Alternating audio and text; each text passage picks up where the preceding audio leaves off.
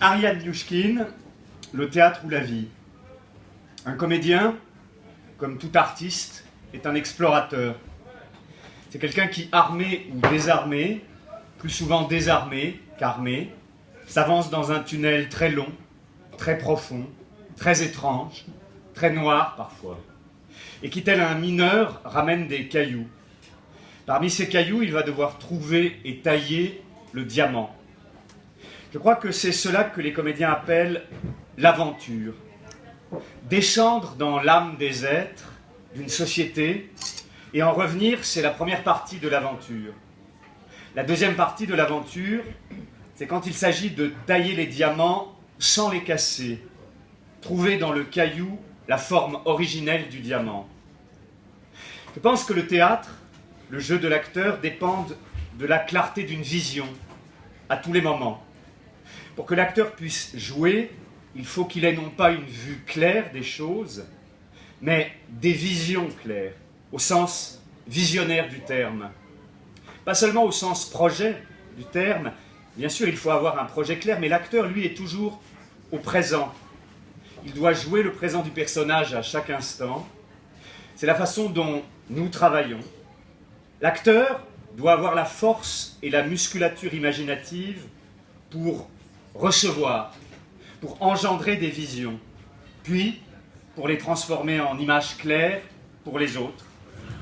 Il ne peut le faire que si lui-même sait recevoir des visions, des élans, des états, des émotions très claires. Quant à l'enfance, oui, je crois qu'il faut jouer comme des enfants.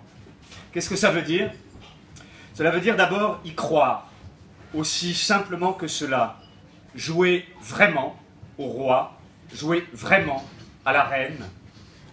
Une des données du jeu, du théâtre, c'est le plaisir, la joie d'être là, la joie de se transformer, de s'habiller, de se déguiser, d'être aimé, de savoir que pendant 4 heures, on va répondre à un besoin. Et ce besoin est réciproque. À 6h30 du soir, il y a 600 personnes qui viennent donner quelque chose, et de l'autre côté, 50 personnes dont la vie entière, le travail entier est dirigé vers cet instant. Il est miraculeux qu'il y ait des gens qui choisissent de payer, de se déplacer, de se débarrasser, de se désencombrer un moment de leur vie pour venir écouter et voir une histoire.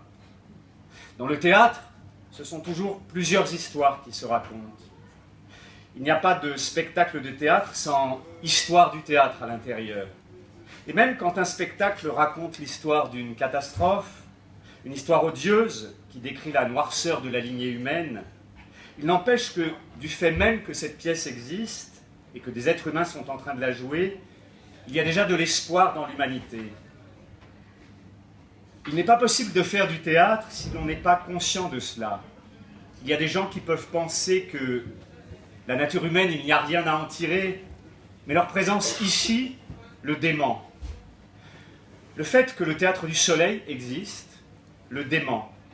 Ce n'est pas parce qu'au bout de 20 ou 30 ans, on disparaîtra que l'on pourra faire que nous n'avons pas existé. Cela veut dire qu'à chaque instant, des gens ont accepté de payer le prix, tout à fait légitime, de l'art. Pour l'art, il y a un prix très lourd à payer. Toujours.